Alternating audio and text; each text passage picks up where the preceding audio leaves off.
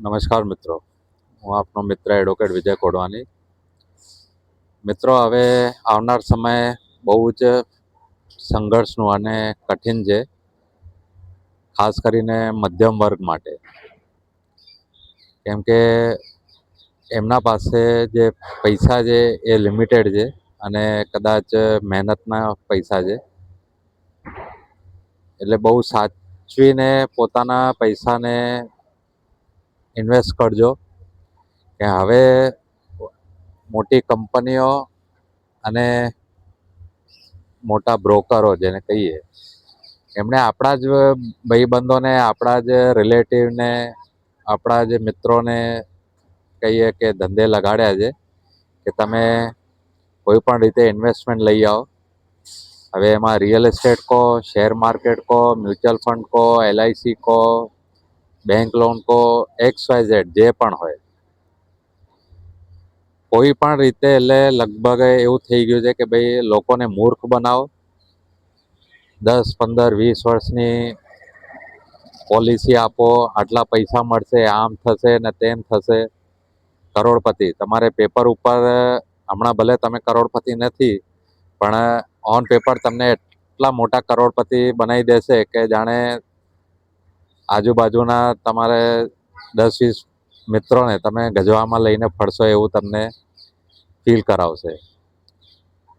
કે શેર માર્કેટમાં રોકો, ઇન્સ્યોરન્સમાં રોકો, આ રીતની ઘણી બધી સ્કીમો આપણા જ મિત્રો લઈને આવશે. અને મહેરબાની કરીને આપણા મિત્રોને પણ વિનંતી કે જે રિયલ ફેક્ટ છે પોલિસીનું કે શેર માર્કેટનું, મ્યુચ્યુઅલ ફંડનું, XYZ જે હોય એ રિયલ તમારા મિત્રોને કહેજો કે ભાઈ એમાં રિયાલિટી શું છે, અને બધું ઓપનલી બધું એમને સમજાવજો.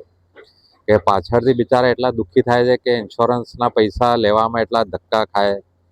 પોલિસીવાળા કે આ નથી, પેલું નથી, એફિડેટ નથી, ને ફલાણું નથી, ને ઢીકણું નથી. કસ્ટમર જે ગ્રાહક અદાલતો છે એમાં મોસ્ટ ઓફ કેસો આવા જ પેન્ડિંગ છે, ઇન્સ્યોરન્સના કે ક્લેમના, બેંક FDOના. તો મહેરબાની કરીને મધ્યમ વર્ગને જે છે ખાસ વિનંતી કે બહુ સાચવીને ઇન્વેસ્ટ કરજો. લાલચમાં પડતા નહીં ક્યાં પણ. નકર જે થોડું ઘણું બચાયેલું હશે તમે પોતાના સંતાનો માટે, એ પણ જતું રહેશે. એટલે જેટલું બચાવ્યું છે એમાં સંતોષ માનીને એટલું જ તમારી સંતાનોને આપજો. ઈમાનદારીથી બહુ ભેગું કરવાની કોઈ ભાંજગણમાં પડતા નહીં.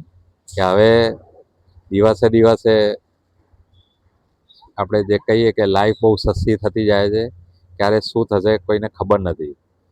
એટલે વિનંતી કે પોતાનું ઇન્વેસ્ટમેન્ટ સાચવીને કરજો.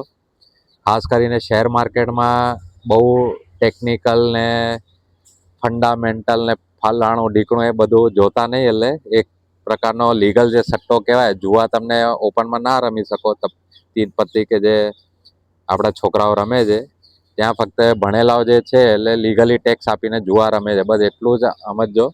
બાકી કંઈ મોટા સ્ટડીમાં કે એમાં પડતા નહીં કે આનું ફંડામેન્ટલ આવું છે અને પેલાનું કંપનીનું ફંડામેન્ટલ. બધાના ફંડામેન્ટલો બધા નીકળી જશે. જ્યારે રિસેશન મંદી આવશે ને તો ભલભલાના ફંડામેન્ટલ ઢીલા થઈ જશે. એટલે થોડું સાચવીને ઇન્વેસ્ટમેન્ટ કરજો, પોતાના પૈસા બચાવજો.